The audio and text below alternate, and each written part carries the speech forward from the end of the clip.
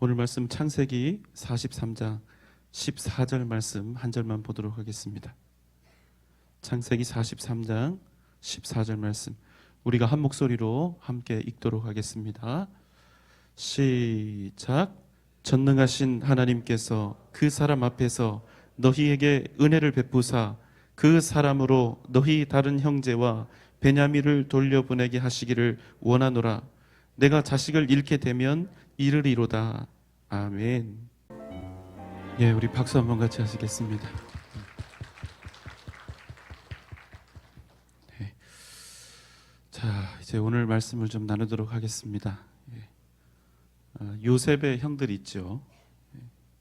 이 요셉의 형들이 너희 아우를 내게로 데리고 오라 그렇게 명령하는 애굽 총리의 말에 무엇을 떠올렸냐면 자신들이 15년 전에 동생 요셉에게 했던 그 죄악을 떠올리게 됩니다. 우리가 아우의 일로 말미암아서 우리가 범죄했다. 그가 우리를 향해서 살려달라고 애타게 구할 때 그 괴로움을 우리가 듣지 아니하였기 때문에 오늘 이 괴로움이 애굽의 총리 앞에서 당하는 이 괴로움이 우리에게 지금 임하게 된 것이다. 그래서 우리가 이제 그 동생의 핏값을 치르게 되었다. 이제 그런데 요셉이 그 이야기를 다 듣고 있습니다. 다 듣고 있다가 혼자 따로 가서 펑펑 울고 다시 그 자리에 돌아옵니다. 그리고 이야기를 하죠. 창세기 42장 24절 이하 말씀입니다. 그들 중에서 시므온을 끌어내어 그들의 눈앞에서 결박하고 명하여 곡물을 그 그릇에 채우게 하고 각 사람의 돈은 그의 자루에 도로 넣게 하고 또 길 양식을 그들에게 주게 하니 그대로 행하였더라. 이렇게 해서 형들 중에서 시므온 한 명은 옥에 갇히고 나머지는 애굽에서 산 곡식을 싣고 다시 가나안 고향으로 돌아가게 됩니다. 그런데 얼마 후에 아주 엄청난 일이 일어나게 됐죠. 42장 27절 28절 말씀입니다. 사람이 여관에서 나귀에게 먹이를 주려고 자루를 풀고 본즉 그 돈이 자루 아귀에 있는지라. 그가 그 형제에게 말하되 내 돈을 도로 넣었도다. 보라, 자루 속에 있도다. 이에 그들이 혼이 나서 떨며 서로 돌아보며 말하되 하나님이 어찌하여 이런 일을 우리에게 행하셨는가 하고. 예, 지금 뭐 말씀에도 나와 있지만 이 요셉의 형제들이 돈이 들어있는 것을 보고 아주 혼이 나갔을 것입니다. 형제 중에 시므온을 볼모로 잡히고 겨우겨우 돌아와서 보니까 자신들이 곡식을 샀던 그 돈다발이 그대로 곡식 자루 속에 들어있는 것을 발견하게 된 것이지요. 그래서 형제들은 이제 자기의 아비 야곱에게 자초지종을 설명하기 시작했습니다.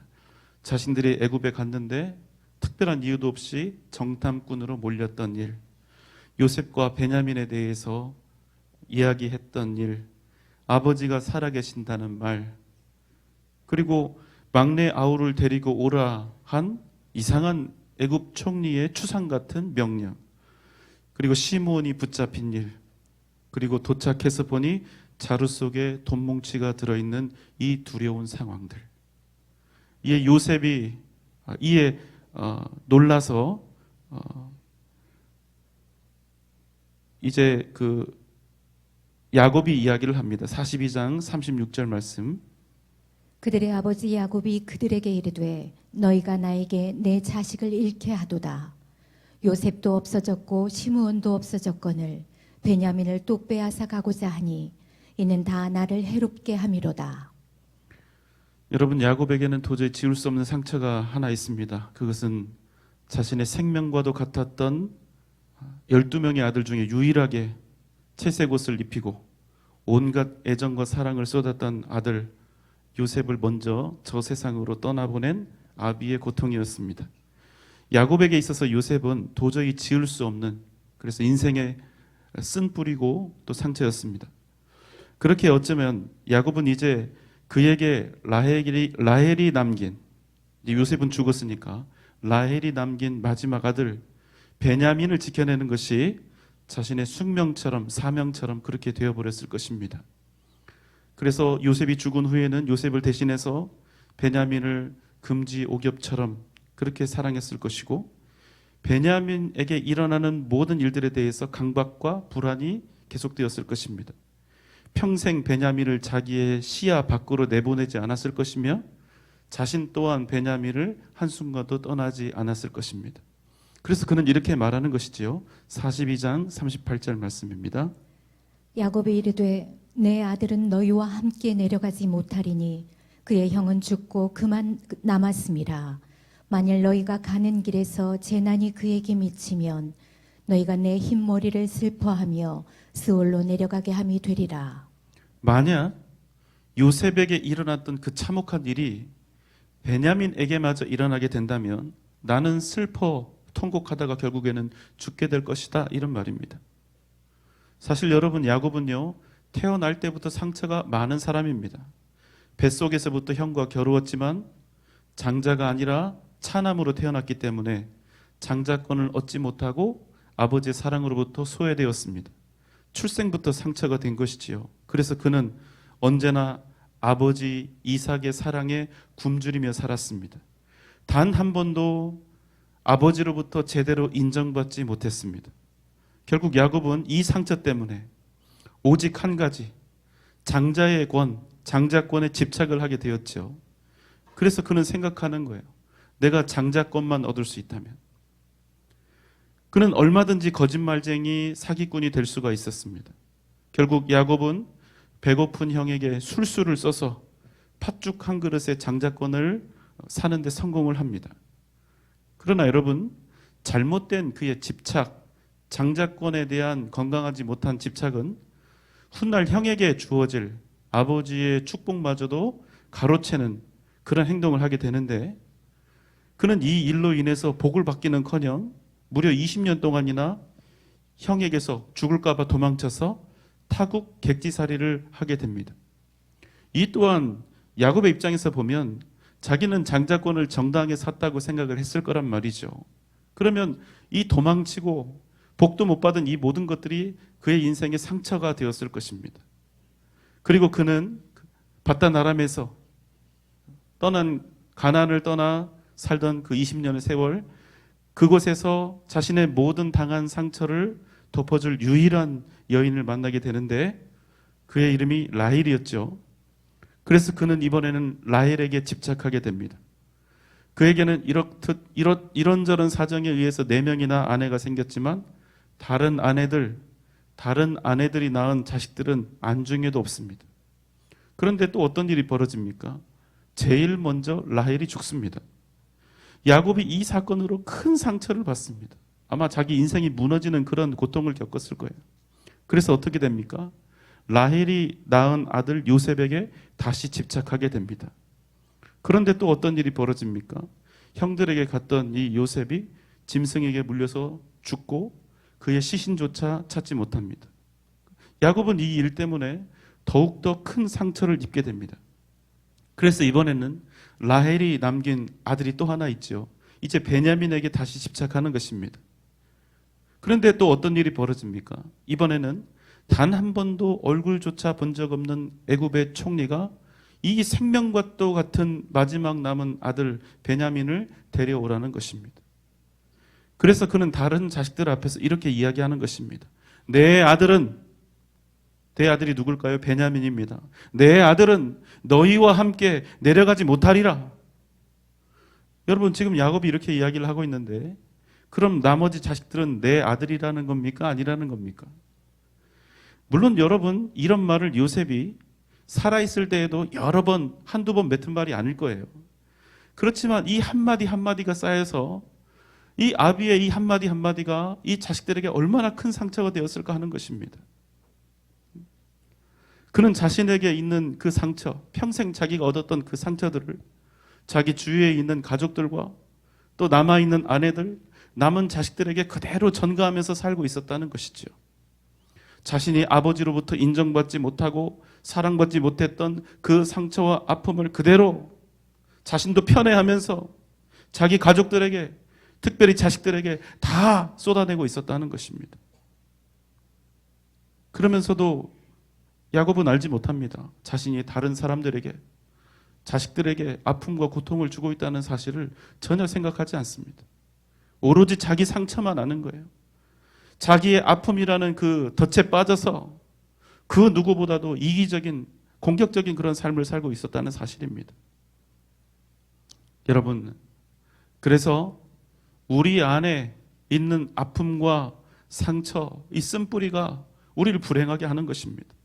내 인생뿐 아니라 내 주위의 사람들이 건강하게 살아내야 할 그 소중한 인생들마저도 온갖 상처와 고통으로 얼룩지게 만든다는 것입니다. 여러분 기억하십시오. 상처는 그냥 상처로 남는 법이 없습니다. 상처는 집착하게 만들고, 상처와 집착은 또 다른 누군가의 가슴에 상처와 멍울을 반드시 만들어낸다는 것입니다. 그래서 여러분, 우리가 아무리 교회 열심히 다닌다 해도, 기도 열심히 하고 예배 잘 참석한다 해도 이런 상처가 우리 안에 그대로 남아 있다면 그러한 상처들은 언제라도 누군가에게 얼마든지 상처를 주고 공격할 의도로 우리 안에서 포악한 짐승처럼 도사리고 있다는 것입니다. 그래서 정말 안타까운 일인데, 어떤 분들은 신앙심이 정말로 깊게 보입니다. 기도도 찬양도 말씀을 이해하는 것도 탁월합니다. 신앙 연륜도 깊습니다. 길습니다. 그런데 은혜가 없습니다. 겉으로는 대단한 신앙인처럼 보이는데 그 사람이 말을 하기 시작하고 그 사람이 움직이기 시작하면 주위 사람들은 긴장을 하고 방어 기제가 작동하고 결국에는 많은 사람들이 상처와 아픔을 당하게 된다는 것입니다. 그래서 여러분, 우리에게는 주 예수 그리스도 안에서 상처와 고통의 진정한 회복, 치유가 필요하다는 것입니다. 오늘 금요 성령 집회부터 제자훈련 1학기 내적 치유 수양회가 지금 시작이 되었습니다. 이제 오늘 밤을 넘어서, 오늘 밤에 몇 시에 주무시게 될지 모르지만 오늘 밤을 넘어서 내일까지 계속 진행이 됩니다. 참여하시는 모든 제자훈련생 여러분들, 목숨을 걸고 주님 앞에 겸손히 매달리시는 은혜가 있기를 바랍니다. 여러분, 이런 기회 다시는 오지 않습니다. 평생 내적 치유 수양회라는 말조차 들어보신 적이 없는 분들이 많을 거예요. 이런 기회 다시는 오지 않습니다. 만약 여러분에게 마음의 상처와 아픔이 있다면, 과거의 상처와 기억이 여러분을 옥죄고 있어서 마음껏 여러분에게 주님께서 주신 그 평강과 기쁨을 온전히 누리고 있지 못하다면, 자꾸만 나도 모르게 다른 사람들을 아프게 하고 상처를 주고 있다면, 나도 모르게 내 안에서 분노가 치솟고 있다면, 화가 나고 있다면, 오늘과 내일이 여러분의 인생을 바꾸는 획기적인 계기가 될 줄 믿습니다. 여러분 믿습니까? 야곱의 역사는 그야말로 상처와 쓴뿌리의 역사입니다. 그런 야곱에게 마지막 보루처럼 남아 있었던 사람이 베냐민입니다. 베냐민은 야곱이 존재해야 했던 이유이며 마지막 생명줄과도 같았던 그런 존재입니다. 그런데 지금 그런 존재를 애굽의 총리가 무작정 끌고 오라는 겁니다. 만약 여러분이 야곱이었다면 어떻게 하시겠습니까? 이미 자신의 아들들이 애굽에서 정탐꾼으로 그렇게 의심을 받고 억울하고 당혹스러운 상황에 처해져 있습니다. 무엇보다 위험합니다. 냉혹한 현실을 맞이했습니다. 시므온이 잡혀 있는 것처럼 베냐민도 그곳에 갔다가 옥에 갇히게 될지, 아니면 베냐민마저도 죽여버릴지 알지 못하는 이 절체절명의 위기 속에서 지금 야곱이 서 있는 것입니다. 그런데 이제는 피할 수가 없습니다. 야곱은 자신이 평생 품고 있던 상처와 맞서야 합니다. 여러분, 야곱이 일반적으로 자기가 생각하는 그 상처와 아픔과 쓴뿌리에 의거해서 판단을 한다면 어떻게 하는 것이 맞을까요? 여러분, 야곱에게 있어서 시므온과 베냐민의 이 소중함의 차이를 따져보면 누가 훨씬 더 소중합니까? 뭐냐민? 베냐민이 훨씬 소중한 거예요. 대답을 안 하니까. 베냐민, 이게 어려운 단어인가요? 그래서 만약에 야곱이 예전처럼 그냥 이기적으로 자기의 상처와 아픔과 쓴뿌리에 의거해서 판단을 한다면 그냥 놔두면 돼요. 베냐민 살리고 시므온 죽으면 됩니다. 꼭 누군가 하나를 살려야 한다면 베냐민을 살리는 것이고, 누군가 꼭 하나가 죽어야 한다면 시므온이 죽고 베냐민이 살아야죠. 그런데 자신의 형제를 노예로 팔아버렸던 딱 그만큼의 형제로 살아왔던 이 배다른 형제들 9명의 자식들이 이제는 다시는 자신들의 형제 중 그 누구도 잃지 않기 위해서 그 순간 온전히 하나가 되었다는 거예요. 르우벤이 이렇게 말합니다. 42장 37절 말씀입니다. 르우벤이 그의 아버지에게 말하여 이르되 내가 그를 아버지께로 데리고 오지 아니하거든 내 두 아들을 죽이소서 그를 내 손에 맡기소서 내가 그를 아버지께로 데리고 돌아오리이다. 르우벤은 자기에게 있는 두 아들을 맹세의 증표로 아버지에게 맡기고 유다는 또 이렇게 이야기를 하죠. 43장 9절 말씀입니다. 내가 그를 위하여 담보가 되오리니 아버지께서 내 손에서 그를 찾으소서 내가 만일 그를 아버지께 데려다가 아버지 앞에 두지 아니하면 내가 영원히 죄를 지리이다. 유다는 자신의 생명을 담보로 삼는 것입니다. 베냐민이 죽는다면 그의 생명을 내 생명으로 대신하십시오. 반드시 내가 아버지께 베냐민을 다시 데리고 오겠습니다. 이 말을 들은 야곱이 이야기합니다. 43장 14절 말씀입니다. 전능하신 하나님께서 그 사람 앞에서 너희에게 은혜를 베푸사 그 사람으로 너희 다른 형제와 베냐민을 돌려보내게 하시기를 원하노라.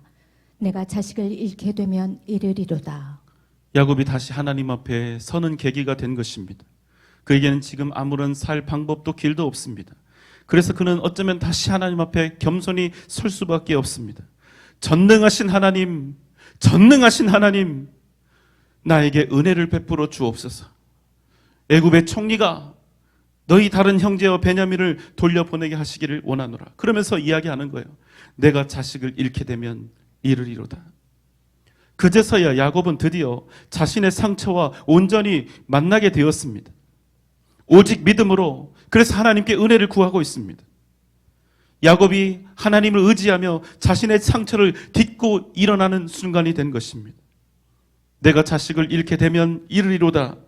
평생 자기 상처 붙잡고 살았던 불쌍한 인생, 그 상처와 고통 속에서 단 한 발자국도 내딛지 못했던 암울했던 인생, 그런 그가 다시 한번 주님 앞에서 죽는 심정으로 나아가게 되었다는 사실입니다.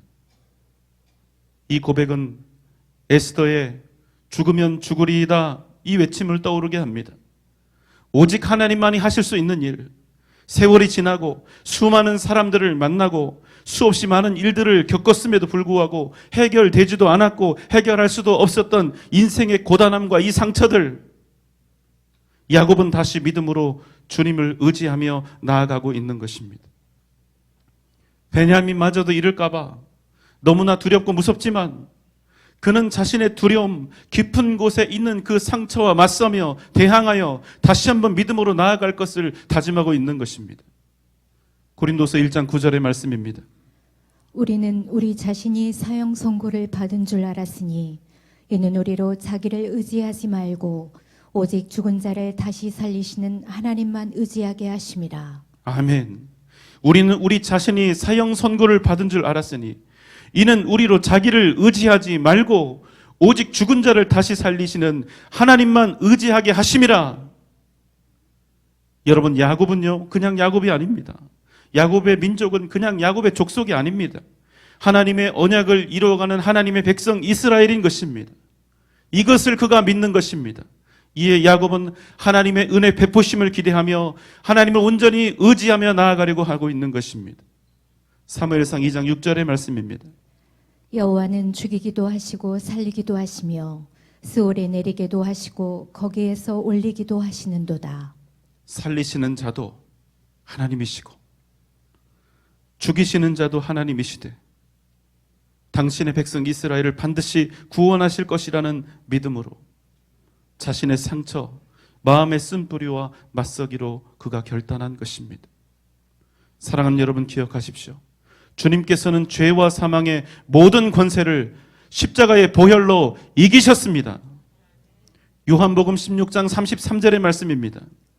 이것을 너희에게 이르는 것은 너희로 내 안에서 평안을 누리게 하려 함이라. 세상에서는 너희가 환난을 당하나 담대하라. 내가 세상을 이기었노라. 세상에서는 너희가 환난을 당하나 담대하라. 내가 세상을 이기었노라. 야곱은 믿음으로 이 위험한 모험을 감행하기로 합니다. 그저 곡식이 필요해서가 아니라 믿음으로 이 일을 하나님을 의지하며 하는 것입니다. 사랑하는 여러분, 주님께서 우리에게 주신 평안, 우리가 주님으로부터 받은 그 기쁨은 그 누구도 빼앗아 갈 수 없는 절대적인 능력이요 선물입니다. 우리는 주 안에서 반드시 이 기쁨과 감격을 회복해야 하는 것입니다. 상처는 상처를 받은 사람뿐만 아니라 상처를 준 사람에게도 반드시 상처와 고통으로 남겨지게 되어 있습니다. 그러면 우리는 우리 스스로에게나 곁에 있는 이들에게 절대로 복귀되는 복된 인생을 살아가지 못하게 되는 것입니다. 사랑하는 여러분, 이 시간 우리가 믿음으로 주 앞에 엎드립시다. 믿음으로 우리 안에 있는 우리 상처들과 맞섭시다. 하나님의 은혜를 기대하며 의지합시다. 하나님께서 반드시 이 시간 우리와 함께 하실 줄 믿습니다. 여러분, 이 시간 우리 함께 기도할 때 하나님 우리에게 은혜를 베풀어 주옵소서. 내 모든 상처와 아픔, 내 현재와 미래를 잠식하고 옥죄는 모든 과거의 아픔과 쓴뿌리를 주님 앞에 다 내어 드립니다. 주님, 이 시간 우리 가운데 역사하여 주셔서 그 아픔과 상처가 하나님의 위대한 역사를 이루게 하시고, 비록 우리가 지금은 상처를 입었으나 이제는 상처 입은 치유자가 되어서 주 예수 그리스도의 사랑을 증거하는 복된 삶을 살아가게 하여 주시옵소서. 우리에게 주님이 주신 기쁨과 평강과 감사가 넘쳐나게 하여 주옵소서. 사랑하는 여러분, 오직 믿음으로, 오직 주님 의지함으로 승리하는 이 밤, 저와 여러분 되시기를 주님의 이름으로 축원합니다. 기도하겠습니다. 사랑과 은혜가 많으신 우리 주님, 이 시간 우리에게 은혜를 베풀어 주옵소서. 내 모든 상처와 아픔, 내 고통과 쓴뿌리를 주님의 손에 올려드립니다. 이 시간 우리 가운데 역사하여 주셔서 우리에게 있는 아픔과 상처들이 변하여 주님 주신 기쁨과 감격이 되게 하시고 능력이 되게 하시고 승리가 되게 하여 주옵소서. 예수님의 이름으로 간절히 기도하옵나이다. 아멘.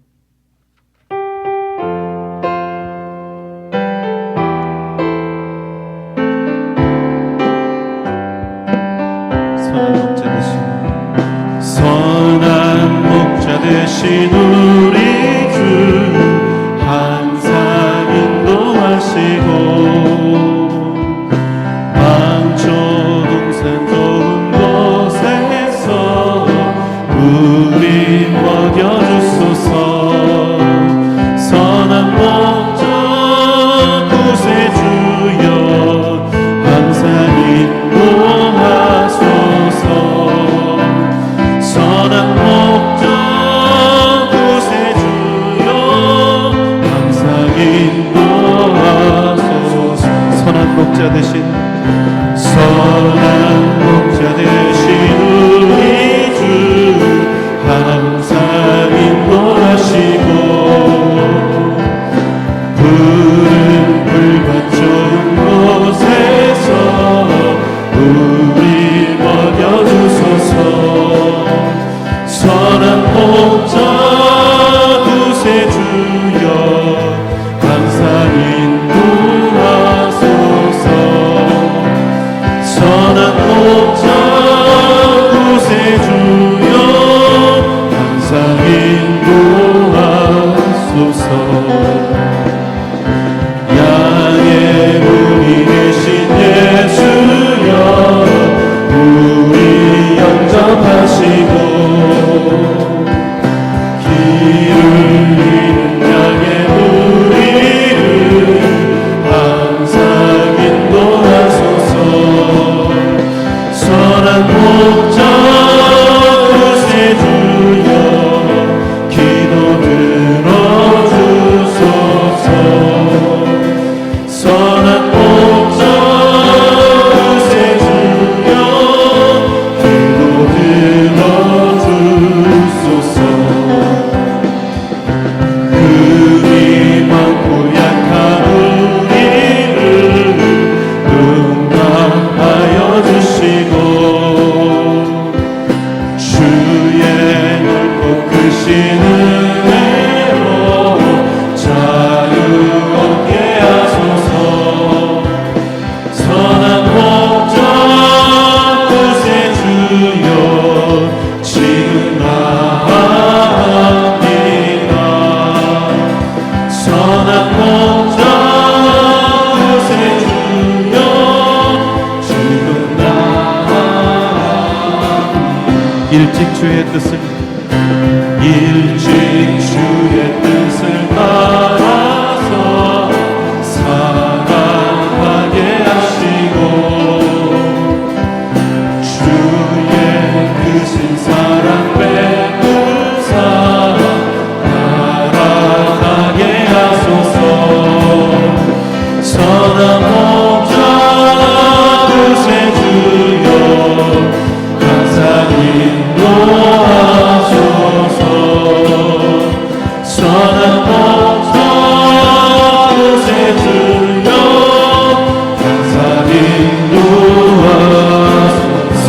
목자 구세주여 선한 목자 구세주여 항상 인도하소서 인도하소서